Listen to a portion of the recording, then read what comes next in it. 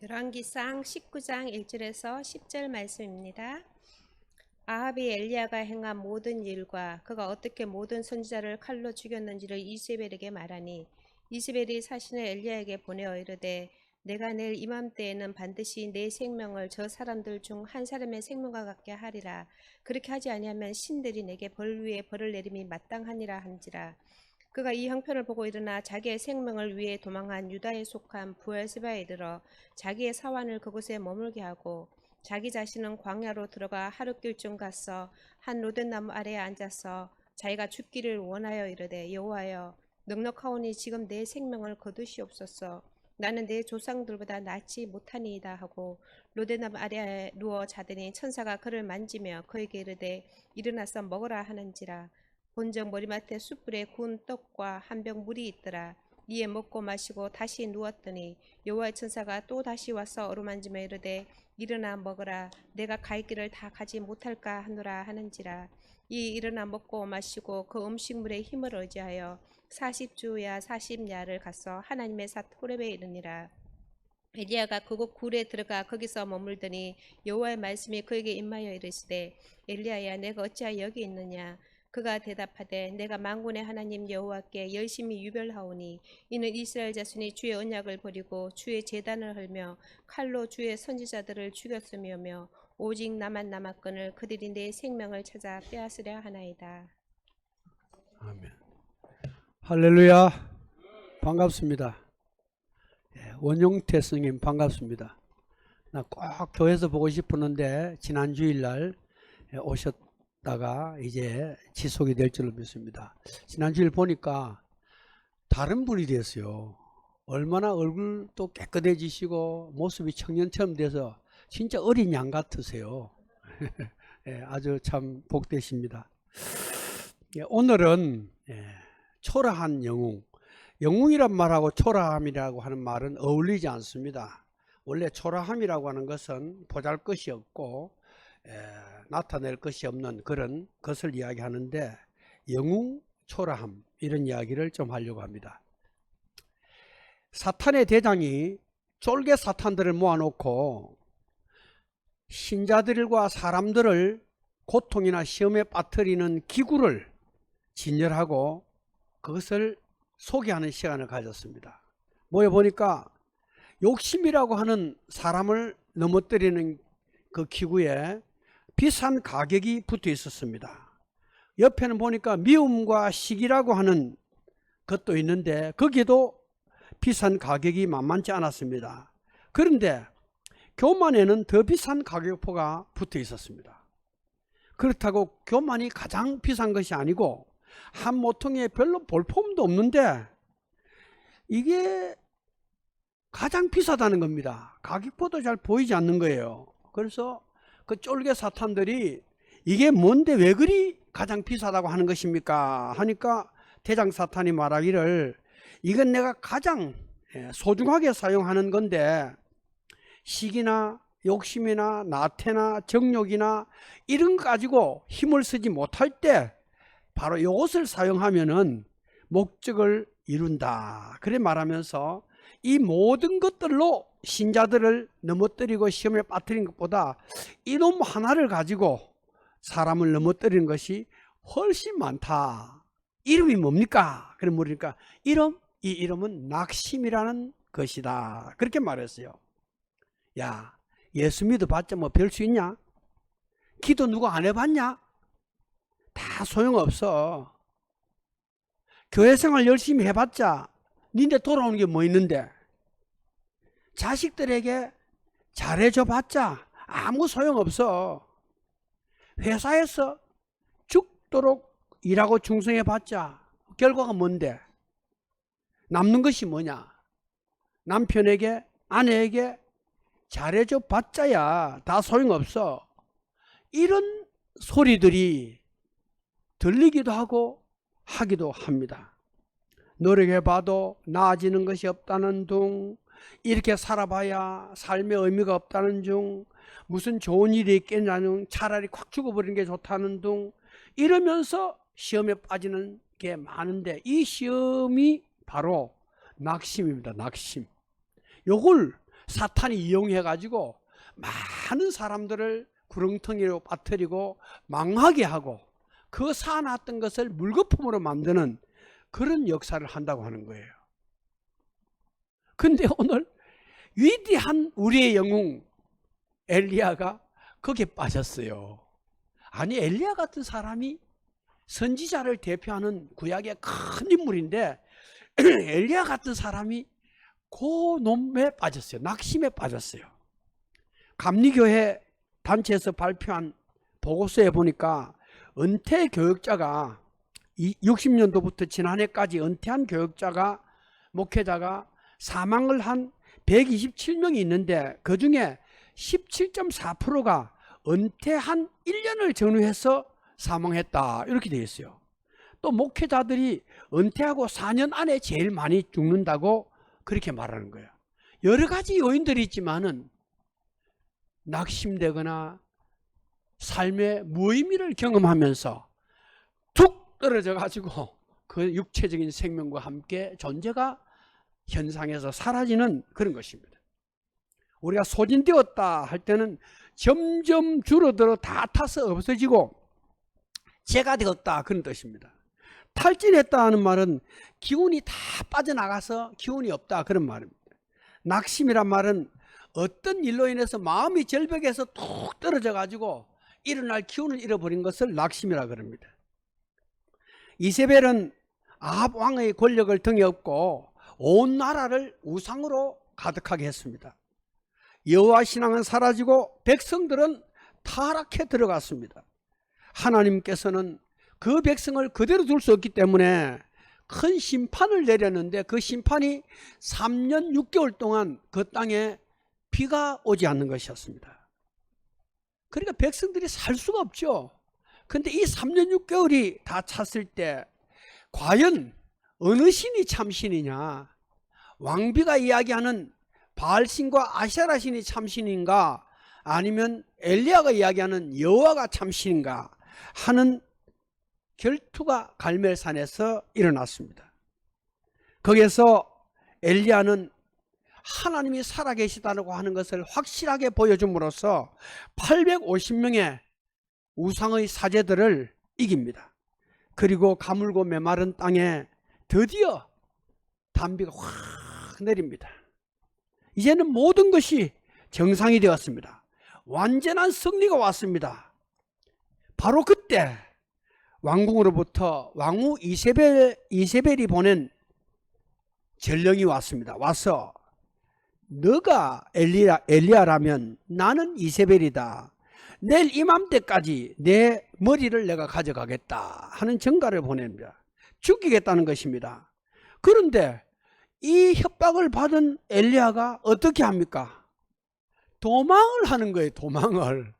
이게 엘리야가 왜 이렇지? 이런 느낌이 듭니다. 부엘세바로 도망을 합니다.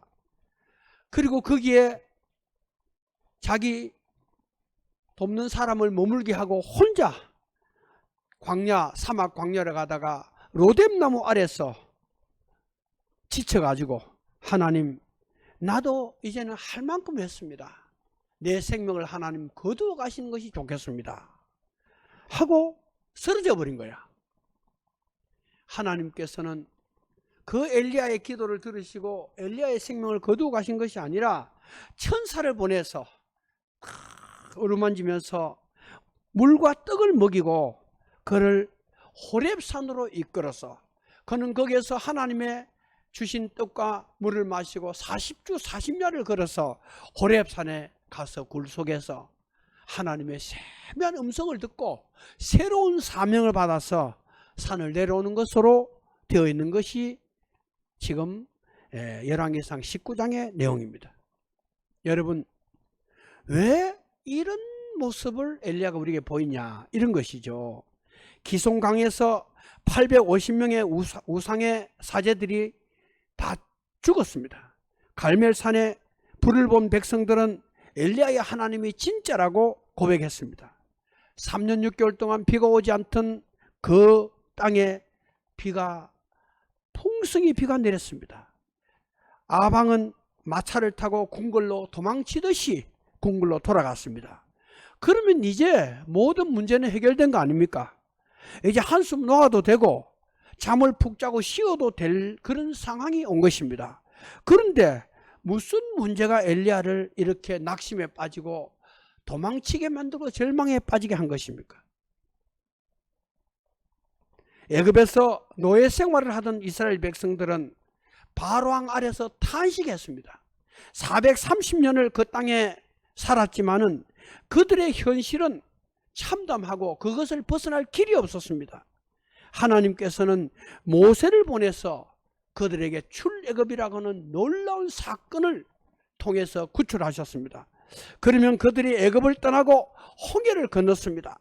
홍해를 건넌 후 미리암이 중심돼서 여자들이 소고를 치면서 노래를 부르고 춤을 추었습니다. 자, 그러면 이제는 자유요 해방이요 이스라엘 백성들의 행복이 왔습니까? 아닙니다. 그들에게는 광야가 기다리고 있었습니다.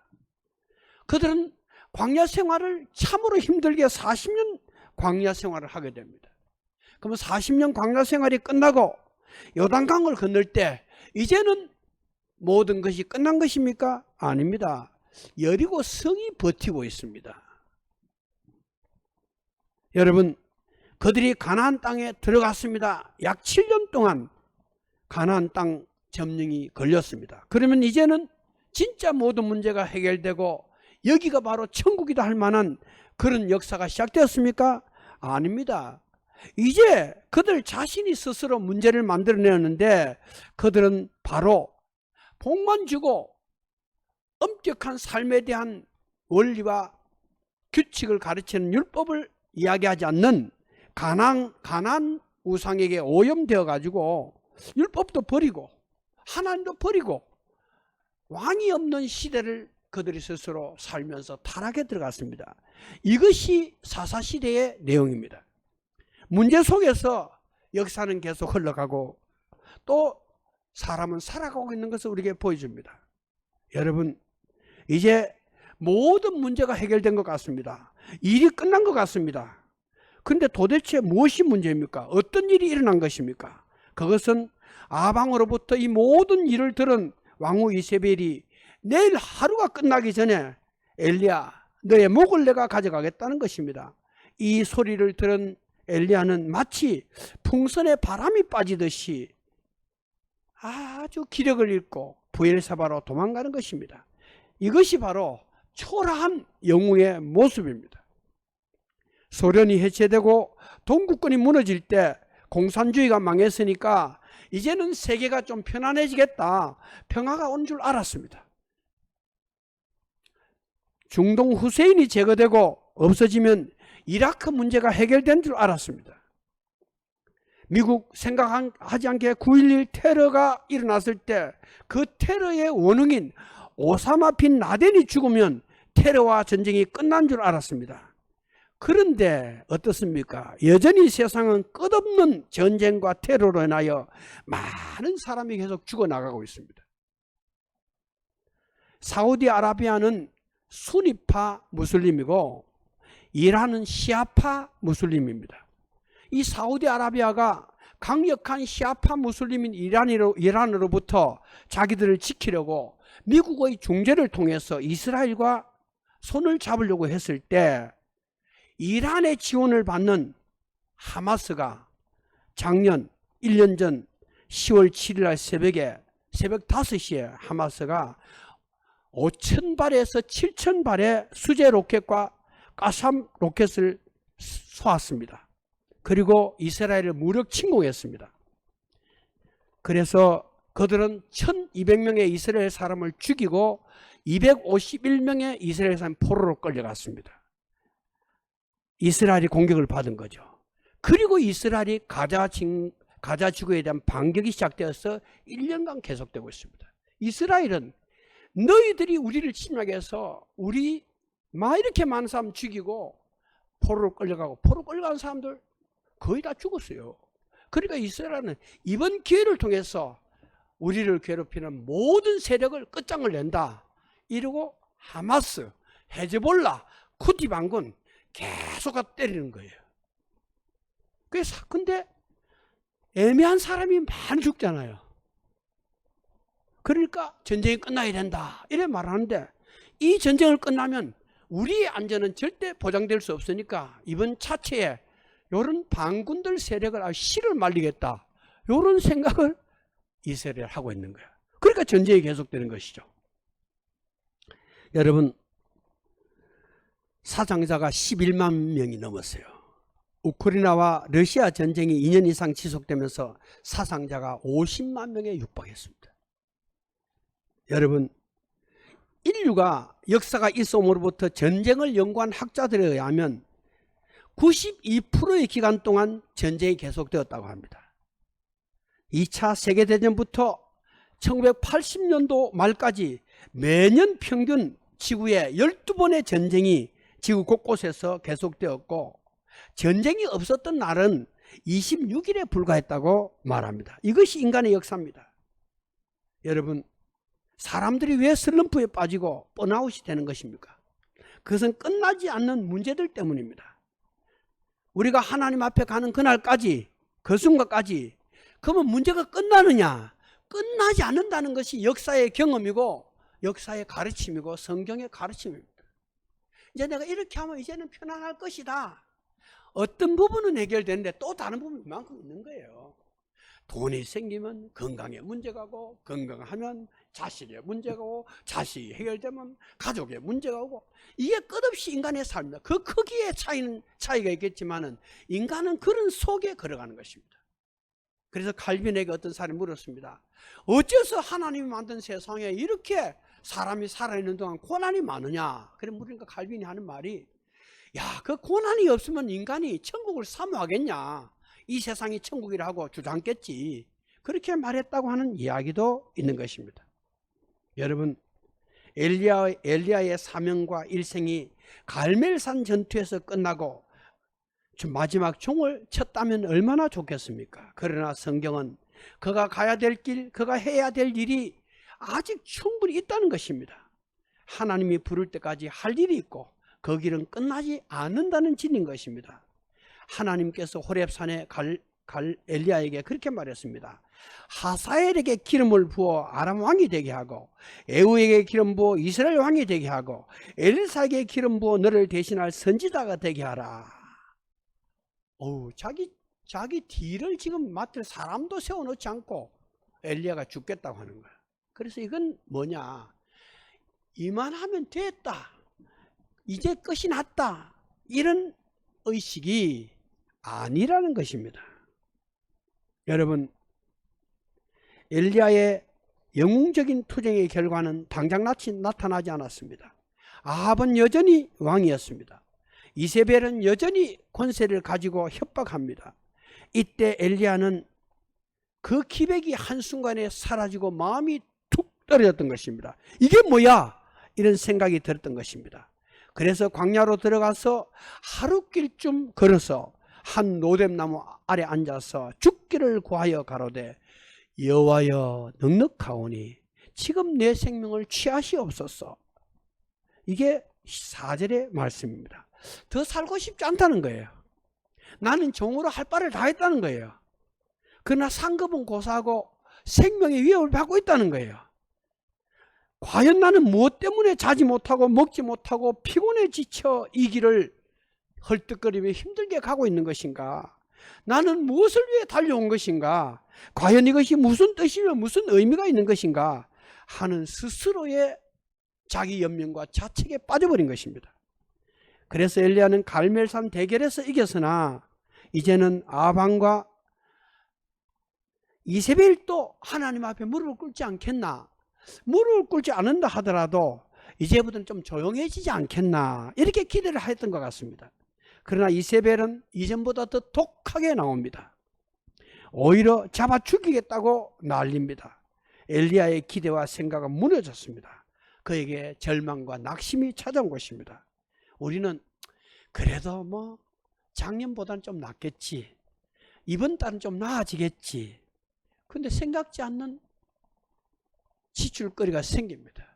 나중에는 있던 거가 해결이 안 돼가지고 남의 돈이라 땡겨서 써야 될 문제가 생겨나는 거예요. 누가 갑자기 아픈 일이 생기기도 하고, 나의 기대와 계획은 번번이 어긋나는 것입니다. 여러분, 나는 이렇게 힘들게 사는데 언제 형편이 풀리나? 언제 나는 내 집을 한번 가져보나? 언제 내 비즈니스를 한번 해보나? 하면서 기대를 하며 사람이 살아가지만 이것이 그대로 이루어지지 않은 경우가 참으로 많은 것입니다. 신앙생활하고 기도생활을 하다가도 어느 순간에 하나님은 과연 나를 아시긴 하나? 하나님은 잘난 사람들, 믿음 좋은 사람만 알고 내같이 잘하고 부족한 난 하나님 모르시는 것 같아. 내 기도를 과연 듣고 계시는지, 내가 이렇게 새벽마다 기도하는데 하나님 내 기도를 멸시하는 건 아닌지 하는 생각이 들 때가 있는 것입니다. 여러분, 이것은 하나님을 알지 못하는 우리 인간의 생각이요 한계입니다. 그것은 열쇠 구멍으로 인생을 보는 것 같은 인간의 시각입니다.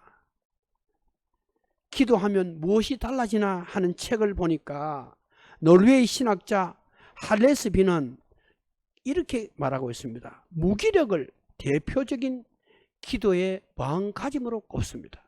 오직 무기력한 인간만이 진정으로 기도할 수 있다. 헨리 나운에는 기도한다는 것은 나는 인간이고 당신은 하나님입니다 하고 고백하는 일이다. 여러분, 인간은 가끔 실수를 저지르는 존재가 아니고 하나님은 가끔 용서를 베푸는 창조주가 아니다. 인간과 하나님의 정의가 잘못됐다. 인류는 총체적으로 죄인이며 하나님은 총체적으로 사랑이시다. 그렇게 말하고 있습니다. 여호와와 그 능력을 구할지어다. 그의 얼굴을 항상 구할지어다. 시편 105편 4절에 그렇게 말합니다. 누구와도 비교할 수 없을 만큼 탁월한 의사 앞에서 인간이 취해야 될 행동이 뭐냐? 그것은 내 상처를 보여드리는 것밖에는 아무것도 없습니다. 거기에 대해서 내 생각을 가지고 이러쿵저러쿵 말하는 자체가 해당되는 소리가 아닙니다. 여러분, 믿음의 영웅 같은 다윗은 시편에 어떻게 기도합니까? 여호와여, 여호와여, 어느 때까지니까? 나를 영원히 잊으시겠나이까? 주의 얼굴을 나에게서 어느 때까지 숨기시겠나이까? 내 영혼이 변민하고 종일토록 마음에 근심하기를 어느 때까지 하오며 내 원수가 나를 치며 자랑하기를 어느 때까지 하리까? 시편 13편에 말합니다. 다윗이 그런 기도를 원수가 내 머리털보다도 많사오니 막 기도하잖아요. 그 다윗이 하나님 앞에 자기란 존재가 얼마나 무력하고 초라하고 감당할 수 없는 현실에 고백하고 있는 것을 보여줍니다. 우리가 예수님 다음으로 칭해도 부끄럽지 않은 바울은 뭐라 그럽니까? 하나님께서 우리를 마치 죽이기로 작정한 사람처럼 맨 끝자리 세워서 온 세계와 천사와 사람들의 구경거리가 되게 하였다. 우리가 세상의 가장 더러운 것과 만물의 찌꺼기가 되었다. 그렇게 말합니다. 우리가 생각할 때 굉장히 영웅이고 위대해 보이는데 이미 마음의 사형선고를 받아서 살 소망까지 끊어져 버렸다. 바울은 그렇게 자기 고백을 합니다. 근데 우리는 그런 분들을 믿음의 모델로 삼고 영웅으로 삼으면서 그 작은 내 계획과 생각에 얽매여 가지고 하나님 앞에 나의 실체와 존재에 대한 고백을 제대로 못하면서 살아가는 것이 아닌가, 이런 것입니다. 10절에 오직 나만 남았거늘 저희가 내 생명을 찾아 취하려 하나이다. 그리고 14절에 같은 말을 다시 하나님께 합니다. 여러분, 똑같은 말을 두 번씩이나 말하고 있는 것은 그의 확고한 생각이란 것입니다. 그게 뭐냐? 내 생명 취하시옵소서. 이게 그냥 한 말이 아니고 진실로 엘리야는 꼭 죽어보면 좋겠다, 이렇게 생각한 것 같아요. 그때 하나님 뭐라 그러십니까? 18절에 내가 이스라엘 가운데 7,000인을 남기리니 다 무릎을 바알에게 꿇지 아니하고 그 입을 바알에게 맞추지 아니한 자들이라 그랬어요. 아니, 자기는 혼자 남았다고 생각하고 차라리 내 생명을 거두어 가달라고 그러는데 하나님께서는 정신 차려, 7,000명이 바알에게 무릎 꿇지 않고 있다고 그렇게 말하고 있는 것입니다. 여러분, 엘리야의 절망의 배경에는 나만 남았다는 생각에 있습니다. 사실 그는 항상 혼자였고 고독했습니다. 혼자 사역했고 영적 싸움에서도 늘 혼자였습니다. 이 자기 혼자뿐이라는 엘리야의 말은 형태적으로는 맞지만 신앙 안에서 바른 말이 아닙니다. 여러분, 다른 사람은 이렇게 하지 않아도 잘 사는데, 기도하지 않아도 잘만 되는데, 나는 쉬지 않고 일하고 새벽 기도까지 하는데 왜 이렇게 혼자고 특별한 것도 없는 것 아닌가 하는 생각이 들 수도 있습니다. 그런데 특별한 것이 없을 뿐만 아니라 오히려 그렇지 않은 사람보다 더 어려운 일들이 사방에 나를 둘러싸고 있다는 것입니다. 이런 상태에서 나오는 말이 바로 나만 하는 말인 것입니다. 그래서 나의 생명을 거두시어 이 모든 것을 이제 보지 않게 해주십시오. 내가 이만큼 했으면 나도 한 만큼 했습니다, 하나님. 이렇게 되는 거야. 굉장히 근사해 보이는데 이게 하나님께서 아니야 그건. 이렇게 말씀하고 계신다는 겁니다. 여기서 나오는 것은 원망이고 좌절입니다. 이제 나만 남았다는 엘리야의 생각은 자신이 알지 못하는 사이에 들어온 시험입니다. 이 생각의 바탕에는 자신의 우월감과 좌절이 깔려 있습니다.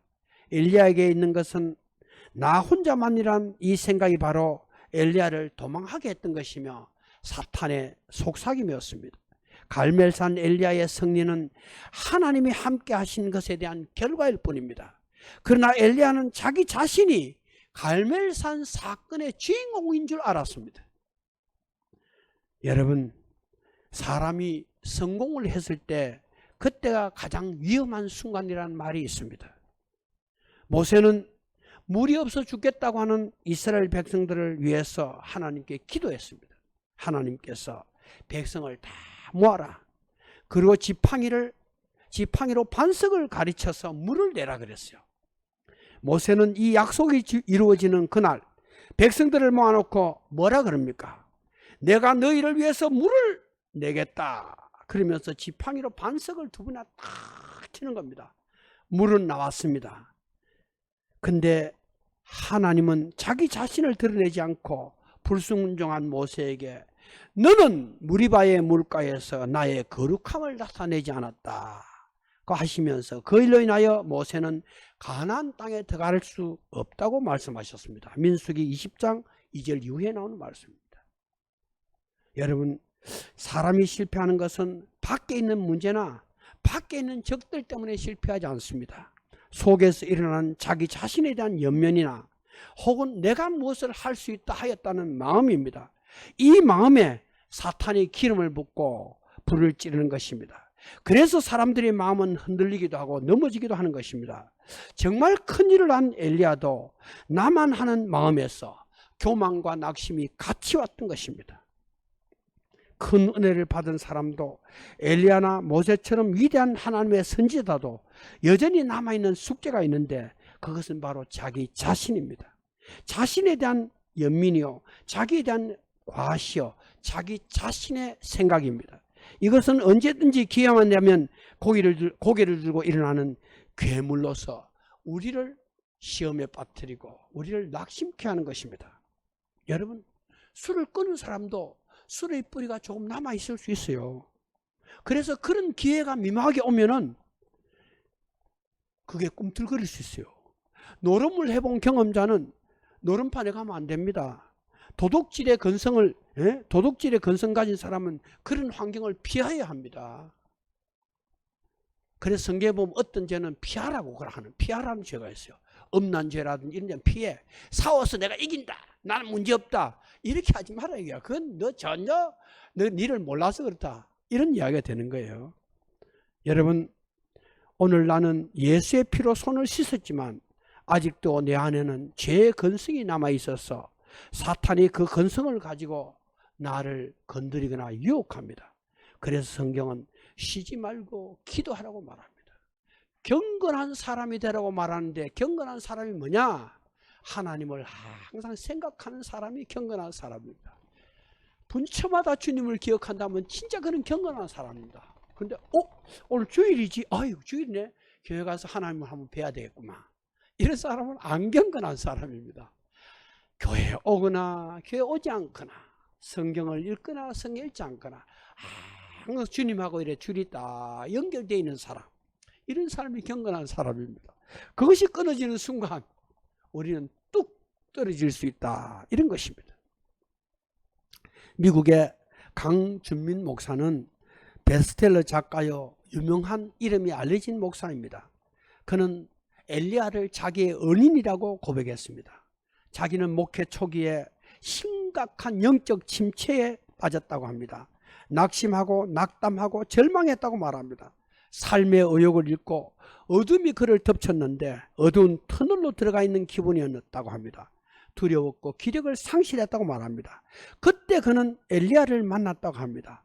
로뎀나무 아래 쓰러진 엘리야를 하나님께서 자신의 생명을 거둬달라고 기도하는 엘리야를 만났다는 것입니다. 나는 탈진 상태였다. 그런데 하나님은 자신의 생명을 거둬달라는 엘리야의 기도에 응답하지 않으셨다. 오히려 천사를 보내어 그를 어루만져 주셨다. 그는 엘리야를 치유하신 하나님을 통해 영적 침체에 벗어날 수 있다고 고백합니다. 엘리야 하면 큰 능력과 열정의 선지자로 기억하지만 침체에 빠져 죽고 싶다고 단식하는 엘리야에게서 그는 큰 위로를 받았다고 고백합니다. 엘리야의 생애를 공부하고 묵상하는 중에 인간이 과연 무엇이며 하나님은 과연 어떤 분인가 한 것에 대해 새롭게 깨닫는 계기가 되었다, 그렇게 말한 것입니다. 과연 우리에게 있어서 나는, 인간은 과연 무엇이며 하나님은 과연 어떤 분인가, 우리의 영적 생활의 본질은 과연 무엇인가, 이런 부분들을 우리는 한번 생각하게 되는 것입니다.